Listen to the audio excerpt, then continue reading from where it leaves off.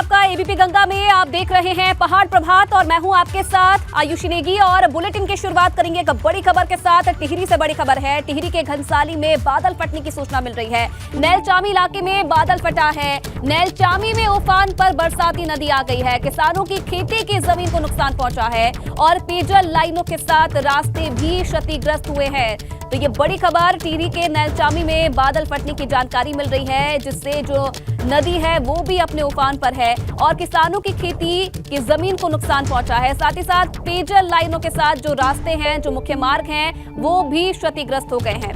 तो टिहरी के नैलचामी में बादल फटने की जानकारी। लगातार कुदरत का कहर जारी है, बारिश लगातार जारी है। कई जगह आफत ये बारिश पहुंचा रही है और इस बीच टिहरी के नैलचामी में बादल फटने की जानकारी है।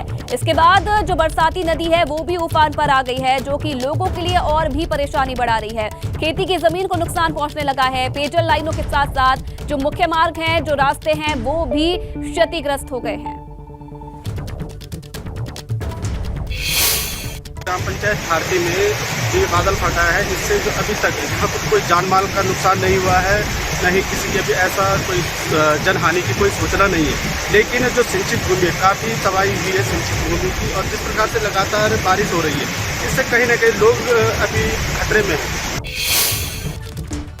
और उधर उत्तराखंड के लोगों को अभी भी अलर्ट रहने की जरूरत है। दरअसल आज भी उत्तराखंड के 2 जिलों में बारिश का अलर्ट है। देहरादून और टिहरी जिले में भारी बारिश का अलर्ट जताया गया है। 3 दिन पहले देहरादून टिहरी में बारिश से भारी तबाही हुई थी। देहरादून और टिहरी में पहले से आपदा जैसे हालात हैं और अब मौसम विभाग के अलर्ट से एक बार फिर से लोगों की टेंशन बढ़ गई है। तो 3 दिन पहले बारिश से तबाही हुई थी और एक बार फिर से मौसम विभाग की तरफ से बारिश का अनुमान जताया गया है।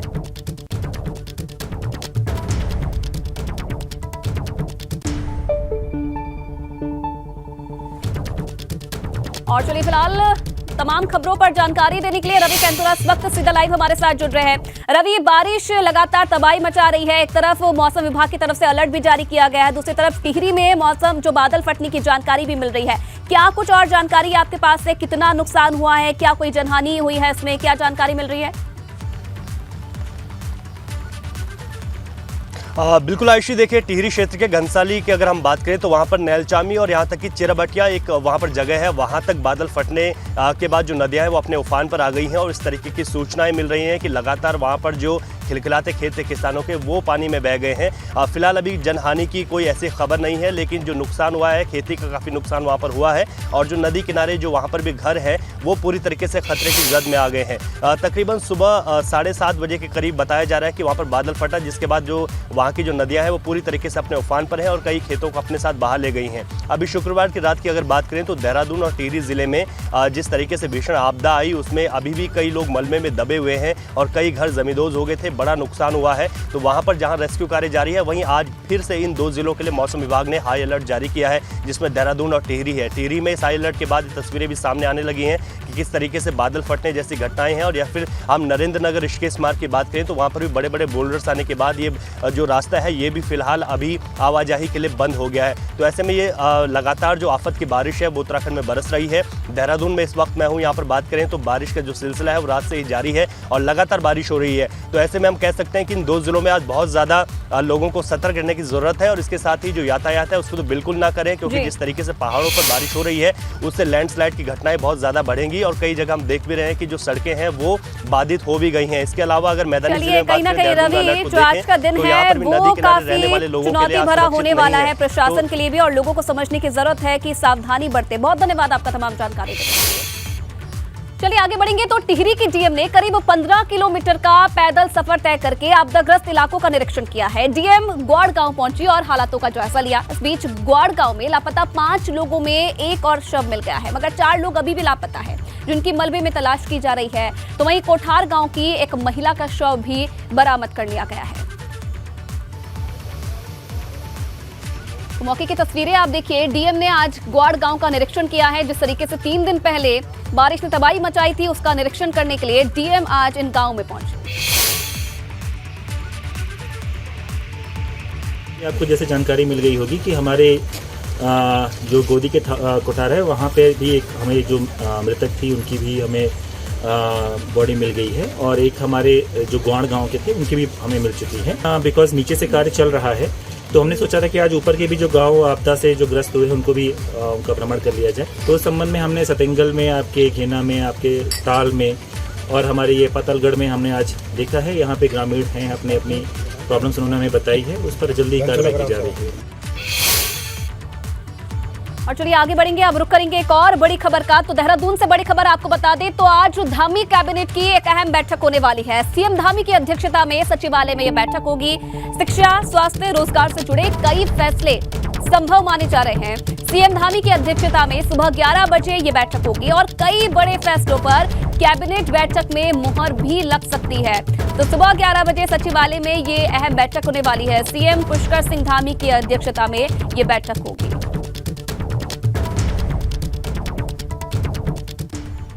और अब बात एक और बड़ी खबर की। तो उत्तराखंड भाजपा में एडजस्टमेंट नीति शुरू हो गई है। भाजपा की नई संगठन टीम को लेकर नाराजगी भी अब लोगों की देखने को मिल रही है। पार्टी के नाराज वरिष्ठ नेताओं में नाराजगी की खबर सामने आ रही है। दिल्ली तक शिकायत कर सकते हैं नाराज नेता, ये जानकारी मिल रही है। और सुबह 11 बजे प्रेस कॉन्फ्रेंस करेंगे प्रदेश अध्यक्ष महेंद्र भट्ट। कई महत्वपूर्ण एजेंडे और कई घोषणाएं भी प्रदेश अध्यक्ष की तरफ से की जा सकती है। और चलिए फिलहाल इस खबर पर और ज्यादा जानकारी देने के लिए विनोद कुमार देहरादून से सीधा लाइव इस वक्त हमारे साथ जुड़ रहे हैं। विनोद, जब नए संगठन को लेकर बातचीत की जा रही थी तो माना यह जा रहा था कि सबकी सहमति से ये डिसीजन लिया गया है। अब नेताओं की नाराजगी सामने आ रही है, क्या वजह बताई जा रही है नाराजगी के पीछे?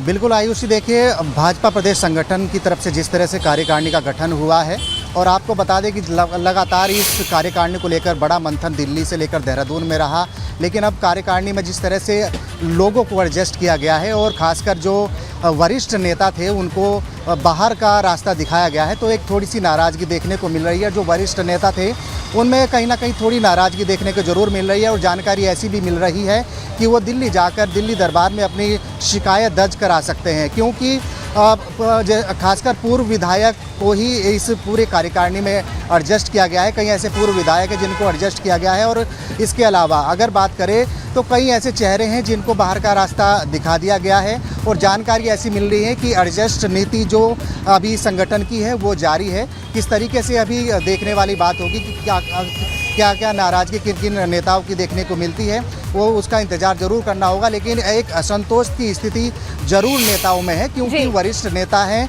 और इस बार जो कार्यकारिणी का गठन हुआ है उसमें पूर्व विधायक को ही विनोद, नाराजगी की बात तो सामने आ रही है, शिकायत करने की बात भी सामने आ रही है। अब देखने वाली बात यह है कि नाराजगी को आखिरकार कैसे दूर किया जाता है, ये इस पर भी नजर बना के रखेंगे। बहुत धन्यवाद आपका तमाम जानकारी देने के लिए।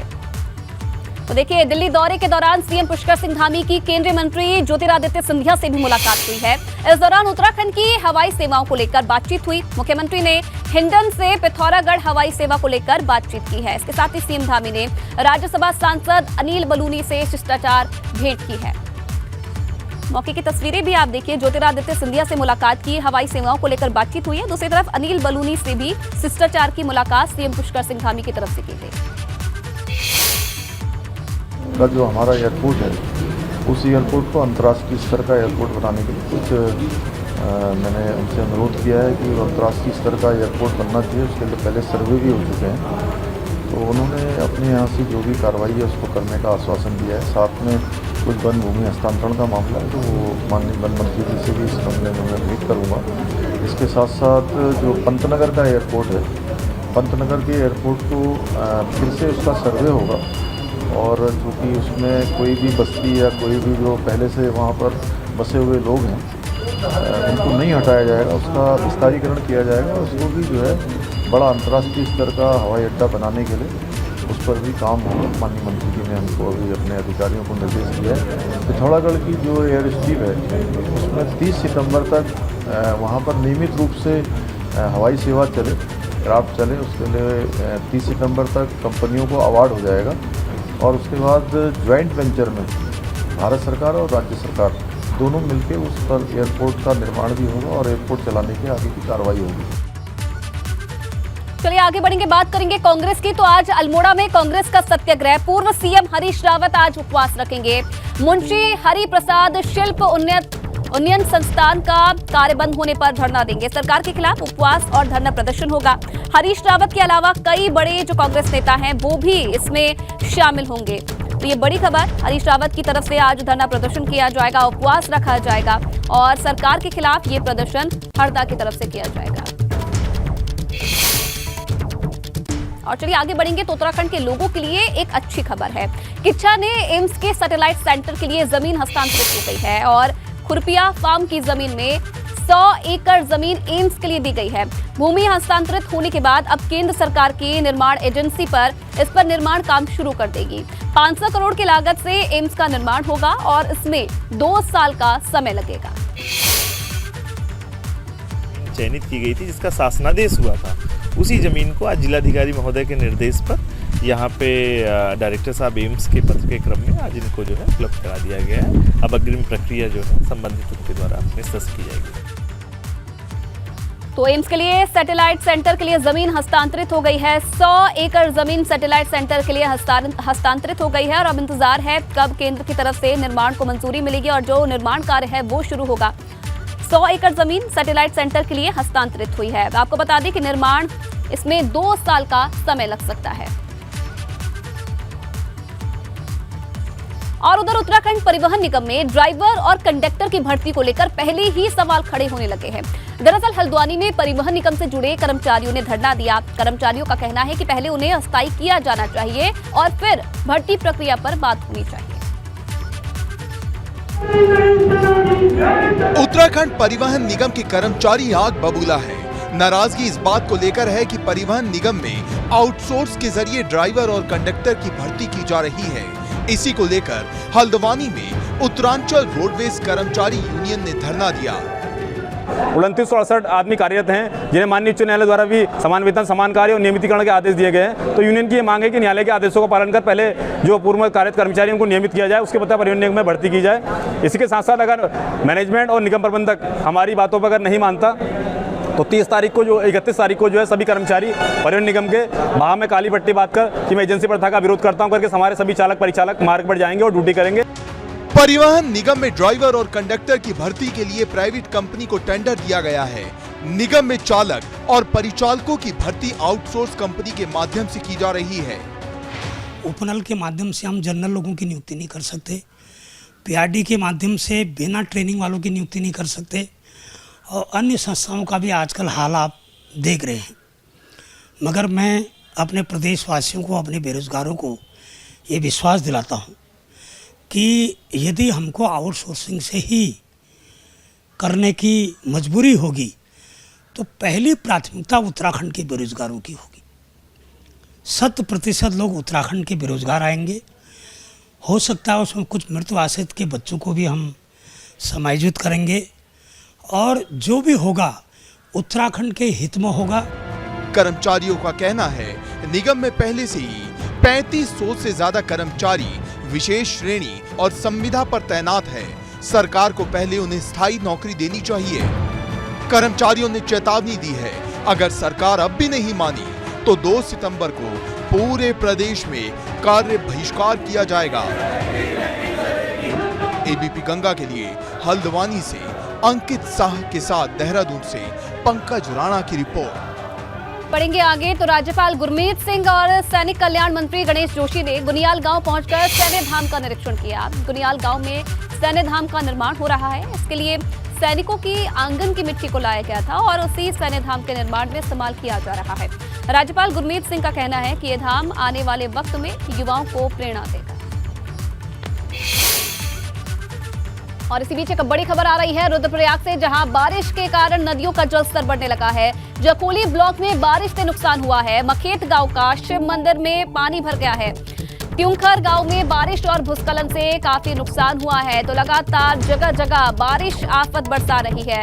इसकी वानगी आज देखने को मिली है। आपको बता दें कई गांव में जो नुकसान है वो हो रहा है। और ये रुद्रप्रयाग के गांव की तस्वीरें आप देख रहे हैं। नदियों का जलस्तर बढ़ने लगा है। जखोली ब्लॉक में बारिश से भारी नुकसान हुआ है। लोगों को परेशानी का सामना करना पड़ा। तो UK triple SC paper leak मामले में हर दिन कोई ना कोई खुलासा हो रहा है। एसटीएफ अभी तक ऐसे 60 छात्रों की जानकारी जुटा चुकी है जिन्होंने नकल के जरिए परीक्षा पास की थी। एसटीएफ ने इन छात्रों के बयान भी दर्ज किए हैं। इसके साथ ही एसटीएफ की तरफ से छात्रों से ये कहा गया है जिन छात्रों ने नकल करके परीक्षा पास की है वो खुद सामने आकर एसटीएफ को अपने बयान दर्ज करा सकते हैं। पेपर लीक मामले में अभी तक 22 लोगों की गिरफ्तारी भी हो चुकी है।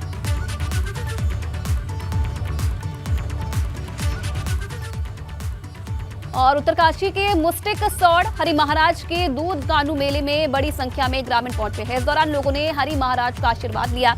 ग्रामीणों ने नाग देवता की डोली की विधि विधान से पूजा की और उनका आशीर्वाद लिया। उधर बड़कोट में भी जौनपुर क्षेत्र में नाग देवता की देव डोली 15 गांव के भ्रमण पर निकली है जिससे ग्रामीण आशीर्वाद ले रहे हैं।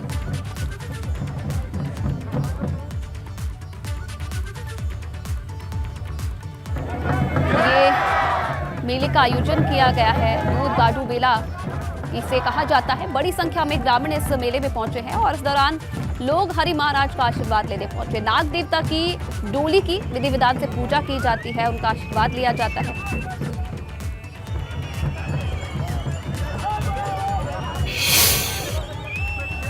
खुशहाली के लिए ये क्षेत्र जो है फसल की और फसल से हो चाहे हमारे नन्हे मुन्ने बच्चे हैं सबके लिए जो है धन धान्य समृद्धि की कामना करते हैं और भगवान जो है अपना आशीर्वाद देता है। ये बहुत प्रसिद्ध मेला है। मैं तो उत्तरकाशी जनपद के समस्त क्षेत्रवासियों से निवेदन करता हूँ कि अगले वर्ष जब जो है इस प्रकार का जो मेला हमारा हरि महाराज का होता है आप सब लोग आएँ और भगवान हरि महाराज से जो है अपने आशीर्वाद लेके जाएं। और चलिए पहाड़ प्रभात में फिलहाल इतना ही। तमाम खबरों के लिए आप बने रहिए एबीपी गंगा के साथ।